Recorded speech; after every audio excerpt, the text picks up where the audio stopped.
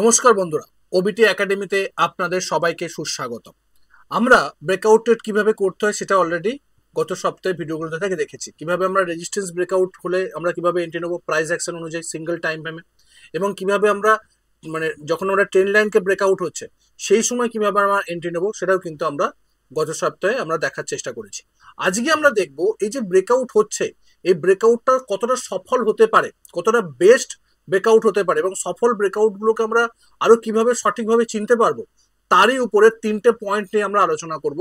যে পয়েন্টগুলো যদি ব্রেকআউটের ট্রেড করবার সময় যদি আপনি সেগুলোকে অ্যাড করে দেন আমরা ব্রেকআউট ট্রেডিং এ, সেটা খুব সহজে সেই ব্রেকআউট ট্রেডটাতে আপনি প্রফিট বার করতে পারবেন, এবং সেই ব্রেকআউটটা আপনার ফলে যাওয়ার সম্ভাবনাটা অনেকটা বেড়ে যাবে, প্রবাবিলিটি অনেকটা বাড়িয়ে দেবে আপনার ব্রেকআউট ট্রেডিং এ। তো চলুন আমরা এক এক করে দেখার চেষ্টা করি সেই প্রত্যেকটা পয়েন্টকে। তার আগে বলি, যারা এখনো পর্যন্ত আমাদের এই ইউটিউব চ্যানেলটিকে সাবস্ক্রাইব করেননি তারা সাবস্ক্রাইব করে নিন, এবং সাবস্ক্রাইব করার পরে বেল আইকনটি অবশ্যই অন করে রাখবেন এই ধরনের ভিডিওগুলোকে দেখার জন্য। কারণ আপনি যদি না সাবস্ক্রাইব না করেন আপনার কিন্তু ফিডে এই ভিডিওগুলো আসবে না, এবং আপনি এই ভিডিওগুলো থেকে মিস করে যাবেন। যাতে আপনার এই ভিডিওগুলোকে দেখে আপনি কি করতে পারেন, আপনার নলেজকে নিতে পারেন, এবং নলেজ নিয়ে সেটাকে আপনি আরো বেটার ট্রেডারে পরিণত হতে পারেন। তো চলুন আমরা ভিডিও শুরু করি। ওকে, প্রথমে আমরা কি দেখবো? প্রথমে আমরা দেখবো যে ব্রেকআউট ট্রেড কি, সেটাকে আমরা আগে আইডেন্টিফাই করবো। ব্রেকআউট ট্রেড কি অলরেডি আমরা দেখেছি। ব্রেকআউট ট্রেড কি, যখন কোনো একটা রেজিস্ট্যান্স লেভেলকে, একটা নির্দিষ্ট যখন শেয়ার যখন অনেকদিন ধরে একটা রেঞ্জের মধ্যে ফেসে যায়, যখন রেঞ্জের মধ্যে ফেসে যায়, একটা রেজিস্ট্যান্স লেভেলকে পার করতে পারছিল না, সেই সময় যখন একটা গ্রিন ক্যান্ডেল দিয়ে ব্রেকআউট হয়ে যায়, সেই রেজিস্ট্যান্স লেভেলকে ব্রেক করে ফেলে, এবং সেটাকে বলছি আমরা ব্রেকআউট, এবং সে একটা কি হতে পারে, একটা উন্মুক্ত হয়ে গেল, একটা রেঞ্জ থেকে সে একটা একটা উপরের দিকে উঠে গেল, সেই রেঞ্জ থেকে অলরেডি একটা উপরের দিকে মোমেন্টাম দেওয়ার জন্য প্রস্তুত হয়ে গেছে। কারণ কি? কারণ বায়ার্সরা এখানে স্ট্রংলি বাই করছে, সেই জন্যই এই রেজিস্ট্যান্স লেভেলকে ব্রেক করে প্রাইস উপরের দিকে উঠছে। ঠিক সেইভাবে যখন কোনো সাপোর্ট লেভেলকে ব্রেক করে প্রাইস নিচের দিকে নামে, সেটাকে আমরা বলি ব্রেক ডাউন। সেক্ষেত্রেও কিন্তু প্রাইসের একটা নিচের দিকে ফল হওয়ার সম্ভাবনা সবসময় বেশি থাকে। মানে যদি আমরা খুব সহজ ভাষায় বলবার চেষ্টা করি যে প্রাইস কি করছে, প্রাইস যখন একটা জায়গায় আটকে থাকে, ওকে, এবং তারপর হঠাৎ করে যখন একদিকে জোরে নড়ে ওঠে, এবং তার পরবর্তী ক্ষেত্রে সেদিকে ব্রেকআউট হয়, এবং সেখান থেকে প্রাইস একটা দ্রুততার সঙ্গে উপর দিকে উঠে যায়, এটাকেই বলা হচ্ছে ব্রেক আউট ট্রেড। এবং যখনই এই ব্রেকআউট হচ্ছে সেই সময় যখন এন্ট্রিটা নিচ্ছে সেটা আমাদের ব্রেকআউট ট্রেড বলা হয়। অলরেডি কিন্তু আমরা এর উপরে দুটো ভিডিও করেছি, এবং কিভাবে এন্ট্রি নিতে হয় সেটাও কিন্তু আমরা দেখার চেষ্টা করেছি। সিম্পল রেজিস্ট্যান্স ব্রেকআউটে কিভাবে ট্রেড নিতে হয়, এবং আমাদের ট্রেন্ড লাইন ব্রেকআউটে কিভাবে ট্রেডে এন্ট্রি নিতে হয় সেটাও কিন্তু আমরা দেখার চেষ্টা করেছি। ওকে, আজকে আমরা দেখবো কি সেটাকে আমরা আরো কতটা ডিফাইন করতে পারি, কতটা আমরা প্রবাবিলিটি এনহান্সার করতে পারি এই পয়েন্টগুলোতে। তার প্রথম পয়েন্ট হচ্ছে যে কোনো ব্রেকআউটের আগে যদি বিল্ড আপ বা হল্ট করে, সেটা কিন্তু একটা গুড থিংস বা একটা ভালো পজিটিভ দিক যে সেই ব্রেকআউটটা সফল হতে পারে। ধরুন ব্রেকআউট হওয়ার আগে সাধারণত দাম কি করে, দাম একটা নড়ে না, দাম একটা জায়গাতে ঘুরে ফেরা করে। ধরুন আমি একটা রেজিস্ট্যান্স লেভেলকে ড্র করছি, ওকে, প্রাইস উঠেছে নেমেছে, উঠেছে নেমেছে, উঠেছে, ওঠার পরে যখন প্রাইস এই জায়গাতে ব্রেকআউট হওয়ার আগে প্রাইস একটা সাইডওয়েজ মোমেন্টাম আছে, হল্ট করছে, এটাকে বলা হয় হল্ট করা। ওকে, হল্ট করার পরে বা বিল্ড আপ তৈরি করা, প্রাইস একটু নিচের দিকে নেমে উপরের দিকে উঠছে, মানে একটা প্রাইস এর নিচে নামছে না আবার উপরের দিকে উঠছে না, এখানে কি হচ্ছে, একটা সাইডওয়েজ মোমেন্টাম চাচ্ছে, সেখানে কি হচ্ছে, বাই এবং সেল হচ্ছে। ওকে, এটাকে আমরা বলছি বিল্ড আপ। এবং এখানে অনেক ট্রেডাররা কিন্তু অবজার্ভ করে এটা বোঝার জন্য যে স্টকটা কোন দিকে ব্রেকআউট হতে পারে।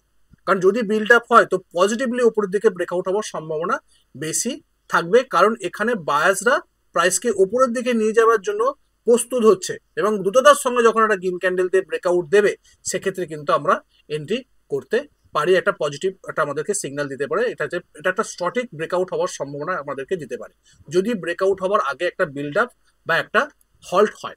ওকে, ক্লিয়ার? তো চলুন আমরা একটা এক্সাম্পল দেখি। এক্সাম্পল দেখলে জিনিসটা অনেকটা বেটারলি আপনি বুঝতে পারবেন। যেমন দেখুন এখানে প্রাইস এখান থেকে রেজিস্ট্যান্স নিচ্ছে, নেমেছে, রেজিস্ট্যান্স নিচ্ছে, নেমেছে। যখন প্রাইস এখানে ব্রেকআউট হলো, দেখুন ব্রেকআউট হওয়ার আগে কিন্তু প্রাইস একটা ভালো রকম বিল্ড আপ তৈরি করেছে। ওকে, এবং এই বিল্ড আপ হওয়ার পরে প্রাইস কি করেছে, প্রাইস এখানে কিন্তু স্ট্রং গ্রিন ক্যান্ডেল দিয়ে এই ব্রেকআউট লেভেলকে কিন্তু ব্রেক করেছে। এই ব্রেকআউট কিন্তু এখানেও হয়েছিল বাট সেটা সফল হয়নি, তারপরে কিন্তু প্রাইস আবার বিল্ড আপ নিয়েছে, মানে এটাকে বলছে বিল্ড আপ লেভেল বা হল্ট করা ব্রেকআউট হওয়ার আগে। এবং এখানে কিন্তু প্রাইসের বাই এবং সেল হয়েছে, এবং এখানে বায়ার্সরা কি করেছে, বায়ার্সরা তাদের শক্তিকে একদম স্ট্রং নিয়ে এসছে, বায়ার্সরা সেই জায়গা থেকে সেলিংসের থেকে বায়ার্সরা বেশি হয়েছে, সেই জন্য প্রাইসে কিন্তু কন্টিনিউয়াসলি গ্রিন ক্যান্ডেল দিয়ে ব্রেক করার পরে একটা কুইক মোমেন্টাম কিন্তু আমরা এখানে দেখতে পেয়েছি। যখন এই ব্রেক, দেখুন এখানে কিন্তু আটকে যাচ্ছিল না, বারবার ধরে রেজিস্ট্যান্স লেভেলে আটকে যাচ্ছিল, বাট এই লেভেলে যখন ব্রেকআউট হলো, যখন এই লেভেলে ব্রেকআউট হলো আর 8 ঘন্টা প্রাইস কিন্তু নিচের দিকে দেখায়নি, প্রাইস কিন্তু স্ট্রেট কাট উপরের দিকে উঠছে, তার কারণ কি? কারণ এখানে অলরেডি বিল্ড আপ করে প্রাইস ব্রেকআউট হয়েছে। এটা কিন্তু আপনাকে দেখতে হবে। চলুন আমরা আর একটা এক্সাম্পল দেখি। দেখুন এটা প্রাইস এখানে নিচের দিকে নেমেছে এবং এখানেও নিচের দিকে নামছে, এখানেও নিচের দিকে নামছে, এখানেও নিচের দিকে নামছে। যখন ব্রেকআউট হলো, দেখুন ব্রেকআউট হবার আগে দেখুন প্রাইস এখানে কিন্তু হল্ট করছে, মানে প্রাইস একই রেঞ্জের মধ্যে বাই এবং সেল দুটোই হচ্ছে। যদি আমরা দেখার চেষ্টা করি ক্লিয়ারলি, বাই এবং সেল দুটোই হচ্ছে। যখন এটা ব্রেকআউট হলো দেখুন কুইক মোমেন্টাম, যখন এই রেঞ্জটাকে ব্রেক করে বেরিয়ে গেল, যখন এই রেঞ্জটাকে ব্রেক করে বেরিয়ে গেল, তখন এখানে একটা সাইডওয়েজ মোমেন্টাম ছিল, তারপরে দেখুন কুইক মোমেন্টাম। তার মানে এই যে বিল্ড আপটা হলো, এই বিল্ড আপটা কিন্তু বায়াসরা যে সেখানে অ্যাকুমুলেট করছে, বায়াসরা যে তাদের শক্তিকে ফিরে পাওয়ার চেষ্টা করছে, সেটা কিন্তু আমরা পরিষ্কার বুঝতে পারছি। এবং যে কোনো ব্রেকআউটের আগে যদি এরকম বিল্ড আপ তৈরি হয়, সেটা একটা পজিটিভ দিক যে সেই ব্রেকআউটটা সফল হতে পারে, পজিটিভলি প্রাইস উপরের দিকে উঠতে পারে। ওকে, এরপরে আমরা দেখবো নেক্সট পয়েন্ট। নেক্সট পয়েন্ট কি? নেক্সট পয়েন্ট হচ্ছে যে ব্রেকআউট ক্যান্ডেল কেমন হওয়া উচিত, কারণ ব্রেকআউট ক্যান্ডেলটা কিন্তু খুব ইম্পর্টেন্ট রোল প্লে করে এই ব্রেকআউটের ক্ষেত্রে। কারণ কি? কারণ আমরা যদি দেখেছিলাম যে ব্রেকআউট যখন হয়, ব্রেকআউটের পিছনে সাইকোলজি কি, যে একটা প্রাইস একটা রেঞ্জের মধ্যে ফেসে আছে, বারবার ধরে রেজিস্ট্যান্স লেভেলে যাচ্ছে, প্রাইসকে নিচের দিকে নামিয়ে নিয়ে আসছে। তার মানে কারা? এখানে সেলার্সরা অলরেডি প্রেজেন্ট আছে, সেই জন্য প্রাইস নিচের দিকে নামিয়ে নিয়ে আসছে। এখানে যদি স্ট্রং বায়াসরা না যা থাকে, তাহলে কিন্তু এই লেভেলকে ব্রেকআউট করে উপরের দিকে উঠতে পারবে না। আমরা যদি আমাদের এখানে যদি স্ট্রং বায়াসরা যদি না থাকে এবং স্ট্রং বায়াসটা আছে, সেটা আমরা কি করে বুঝতে পারি? সেটা আমরা বুঝতে পারি ক্যান্ডেলস্টিক প্যাটার্নকে দেখে। ওকে, ক্যান্ডেলস্টিক প্যাটার্নকে দেখে কিভাবে? দেখো, এটা যদি আমরা দেখি এবং এটা যদি আমরা স্ট্রং, যদি এখানে একটা স্ট্রং যদি গ্রিন ক্যান্ডেল আমরা এখানে পাই, স্ট্রং গ্রিন ক্যান্ডেল, সেটা আমাদের কি দেখাবে? সেটা আমাদেরকে দেখাবে যে এখানে বাইং প্রেসারটা বেশি আছে। আর এখানে বাইং প্রেসারটা থাকাটা স্বাভাবিক, কারণ যদি সফল ব্রেকআউট হতে হয়, বাইং প্রেসার যদি না থাকে, তাহলে কিন্তু সেটা ফল হতে পারে। তার কারণ কি? কারণ অলরেডি এখানে সেলার্সরা আছে না, কারণ এটা রেজিস্ট্যান্স লেভেল, বারবার ধরে সেলার্সরা নিচ থেকে নামে নিয়ে আসে, সেলার্সরা এখানে বেশি আছে। বায়াসরা যদি সেই সেলার্সদের থেকে বেশি না হয়, তাহলে কিন্তু প্রাইসকে উপর দিকে তুলে নিয়ে যেতে পারবে না। আর যদি সেটা গ্রিন ক্যান্ডেল স্ট্রং না হয়, ব্রেকআউট ক্যান্ডেল, তাহলে কিন্তু সেটা আমাদের বাইং প্রেসারটা বেশি আছে বলে সেটাও কিন্তু আমরা বুঝতে পারবো না। তাহলে এই গ্রিন ক্যান্ডেলটা স্ট্রং গ্রিন ক্যান্ডেল হতে হবে, ব্রেকআউট ক্যান্ডেলটা স্ট্রং মোমেন্টাম গ্রিন ক্যান্ডেল হতে হবে। তাহলেই কিন্তু আমরা বুঝবো যে সেখানে বাইং প্রেসার আছে এবং এটা এই ব্রেকআউটটা সফলভাবে ব্রেকআউট হলো এবং প্রাইস এখান থেকে উপরের দিকে ওঠার একটা সম্ভাবনা আমরা দেখতে পাবো। যদি আমাদের এখানে ছোট ক্যান্ডেল তৈরি হয়, রেড ক্যান্ডেল, অল্প অল্প ছোট ছোট ক্যান্ডেল তৈরি হয়ে যদি ব্রেকআউট হয়, তার মানে সেখানে কিন্তু সেই মতন বাইং প্রেসার নেই, প্রাইস উঠছে, বাট বাইং প্রেসার বা বায়াসরা যে সেখানে বেশি আছে সেটা কিন্তু আমাকে শো করছে না, প্রাইস শো করছে না, কারণ ছোট ছোট ক্যান্ডেল করে উপরের দিকে উঠছে। সেটা কিন্তু ফল হওয়ার সম্ভাবনা থাকতে পারে বা রিটেস্ট হওয়ার সম্ভাবনা থাকতে পারে, বা সেটা ফেক ব্রেকআউট বা ফলস ব্রেকআউট হওয়ার সম্ভাবনা থাকতে পারে। তো চলুন আমরা একটা দুটো এক্সাম্পল দেখি, দেখলে জিনিসটা অনেকটা বেটারলি বুঝতে পারবে। দেখুন এখানে ওকে, প্রাইস উঠেছে, প্রাইস একটা রেঞ্জের মধ্যে ছিল, একটা রেজিস্ট্যান্স লেভেল। ওকে, যদি ভালো করে যদি বোঝার চেষ্টা করি, রেজিস্ট্যান্স লেভেল নামছে নামছে নামছে এবং আলটিমেটলি গিয়ে প্রাইস যখন স্ট্রং গ্রিন ক্যান্ডেল দিয়ে ব্রেকআউট হচ্ছে, স্ট্রং গ্রিন ক্যান্ডেল, এবং তার ভলিউমটা দেখুন খুব বেশি, ভলিউম পয়েন্টটা আমরা পরে আসছি। এটা দেখুন স্ট্রং গ্রিন ক্যান্ডেল, তার মানে কি? এটা আমাদের কি বোঝানোর চেষ্টা করছে যে এখানে অলরেডি স্ট্রং গ্রিন ক্যান্ডেল, তারপরে ব্রেকআউট হচ্ছে স্ট্রং গ্রিন ক্যান্ডেল, যে এখানে অলরেডি বায়াসরা আছে, কারণ সেলার্সরা যারা ছিল তারা এখানে পরাজিত হয়েছে, বায়াসরা জিতেছে এবং সেই জন্য স্ট্রংলি প্রাইসকে উপর দিকে পুশ করেছে, কারণ এখানে বাইং মোমেন্টাম আছে। বাইং মোমেন্টাম আছে বলে দেখুন প্রাইস কিন্তু তারপরে গ্রিন ক্যান্ডেল তৈরি করে যখন কুইক মোমেন্টাম উপর দিকে পেয়েছি, যেখানে এতদিন ধরে একটা সাইডওয়েজ মার্কেটে ছিল, তারপরে যখন কুইক একটা মোমেন্টাম আমরা পেয়েছি এবং এখানে ইজিলি কিন্তু আমরা প্রফিটকে বুক করতে পারি, ইজিলি প্রফিটকে বুক করতে পারি যদি আমরা এই ব্রেকআউট যখনই হচ্ছে সেই সময় যদি আমরা গ্রিন ক্যান্ডেলকে, স্ট্রং গ্রিন ক্যান্ডেলকে দেখে আমরা চিন্তা ভাবনা করি। ওকে, যেমন একটা এক্সাম্পল, প্রাইস বারবার ধরে রেজিস্ট্যান্সের নিচের দিকে নেমেছে, বারবার ধরে রেজিস্ট্যান্সের নিচের দিকে নেমেছে, যখন ব্রেকআউট হলো দেখুন স্ট্রংলি ব্রেকআউট ক্যান্ডেল, মানে এখানে যে সেলার্সরা ছিল তারা ধোপে টিকলো না, বায়াসরা তাদেরকে একদম স্ট্রেট কাট উড়িয়ে দিয়ে উপরের দিকে উঠে গেছে, এতটা স্ট্রং। এবং তার ভলিউম দেখুন, তার ভলিউমটা দেখুন এবং তারপরের ভলিউমগুলোকে দেখুন, প্রাইস উঠছে যখন ভলিউমগুলোকে ভালো করে দেখার চেষ্টা করুন, স্ট্রংলি একটা মোমেন্টাম, স্ট্রং একটা কুইক মোমেন্টাম। এত দিন ধরে প্রাইস একটা রেঞ্জের মধ্যে ঘোরাফেরা করছিল, বাট যখনই এরকম স্ট্রং, কারণ কি? কারণ অলরেডি এখানে একটা ভালো রকম বাইং প্রেসারে দেখা গেছে, কারণ এত বড় গ্রিন ক্যান্ডেলে আমাদের মতন, আপনাদের মতন করতে পারে না রিটেল ট্রেডাররা। এখানে স্মার্ট মানি ইনভলভমেন্ট আছে প্রাইসকে পুশ করে উপর দিকে তোলার জন্য, যেখানে স্মার্ট মানি আছে সেখানে কিন্তু প্রাইস দুটোর সঙ্গে উপর দিকে উঠবে, কারণ তারা সবসময় উপরের দিকে তোলবার চেষ্টা করে যাতে তাদের প্রফিটকে তারা ম্যাক্সিমাইজ করতে পারে, তারা কখনো লস করার সম্ভাবনা তাদের থাকে না। যে জায়গাতে এন্ট্রি নেয়, তাদের জায়গাতে লস হওয়ার সম্ভাবনা খুব কমই থাকে, সেই জায়গাতে তারা কিন্তু এন্ট্রি নেয় যাতে তারা ম্যাক্সিমাম প্রফিটটা বুক করতে পারে। ঠিক সেইভাবে, কারণ এত বড় গ্রিন ক্যান্ডেল তৈরি করেছে উইথ ভলিউম, তার মানে এখানে বড় রকম পার্টি আছে, স্মার্ট মানি আছে, তো স্ট্রংলি কিন্তু দেখুন এটা বুক কিন্তু আমরা পেয়েছি। এর সঙ্গে আমরা থার্ড পয়েন্ট যেটা দেখবো সেটা হচ্ছে আমাদের যে ব্রেকআউট যে ক্যান্ডেলটা হচ্ছে তার সঙ্গে যদি ভলিউমকে আমরা চেক করি এবং ভলিউম যদি হাই হয় সেটা কিন্তু বেস্ট। ধরুন একটা রেজিস্ট্যান্স লেভেল ব্রেকআউট হচ্ছে, এখানে ব্রেকআউট হচ্ছে এবং এখানে স্ট্রং গ্রিন ক্যান্ডেল হচ্ছে এবং তার ভলিউম যদি হাই হয় তাহলে কিন্তু বেস্ট রেজাল্ট কিন্তু আমরা এখানে পেতে পারি। যত বড় ভলিউম হবে, বড় ক্যান্ডেল বড় ভলিউম, কেন?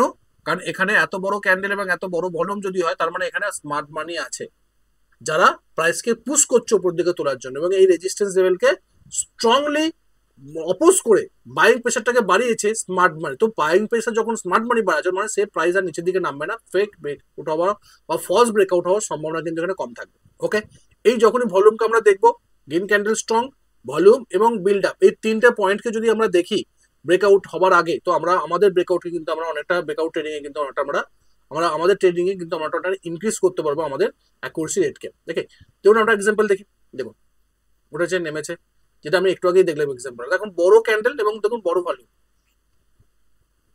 এবং তার রেজাল্টটা দেখুন।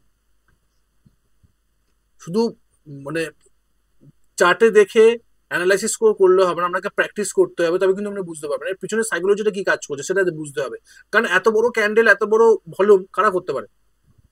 স্মার্ট মানি ছাড়া করতে পারবে না, কারণ এতদিন পরে রেজিস্ট্যান্স লেভেলকে ব্রেক করছে, এতদিন কিন্তু অ্যাকুমুলেট করেছে, তারপরে এটা পুশ করছে কারণ স্মার্ট মানি, তারপরে এখানে কিন্তু রিটেল ট্রেডাররা ইনভলভ হয়েছে এবং প্রাইসকে এই জায়গায় তুলে নিয়ে তারপরে এখানে কিন্তু অলরেডি প্রফিট বুক করেছে কারণ স্মার্ট মানিরা।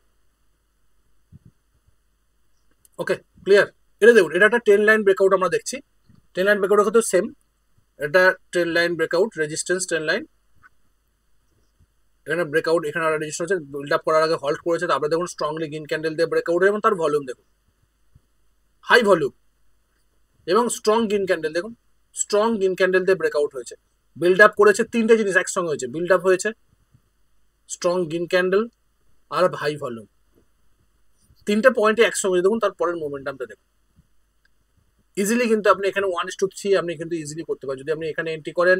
আপনার যদি স্টপ লস এখানে থাকে এইটুকুনি রিস্ক, দেখুন রিওয়ার্ড কিন্তু আপনাকে এত দিয়েছে 1 2 3 3.5, মানে প্রায় 1:4 পর্যন্ত কিন্তু আপনি এখান থেকে রিস্ক রিওয়ার্ড রেশিও বার করতে পারেন একটা ট্রেডে, শুধুমাত্র এই তিনটে জিনিসকে একই জায়গায় আপনি দেখতে পাচ্ছেন এবং এটা কিন্তু আপনার একটা সফল ব্রেকআউটের একটা, এই তিনটে পয়েন্টকে যদি দেখেন তো সফল ব্রেকআউট হওয়ার সম্ভাবনা কিন্তু অনেকটা বেড়ে যাবে।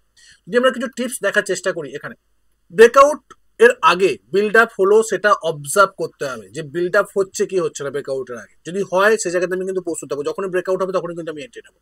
ব্রেকআউট ক্যান্ডেল স্ট্রং গিন হচ্ছে কিনা সেটা দেখতে হবে, ভলিউম বেশি হলে সেটাকে সবচেয়ে ভালো সিগন্যাল দেয় কারণ সেখানে কিন্তু স্মার্ট মানি অলরেডি ইনভলভ আছে।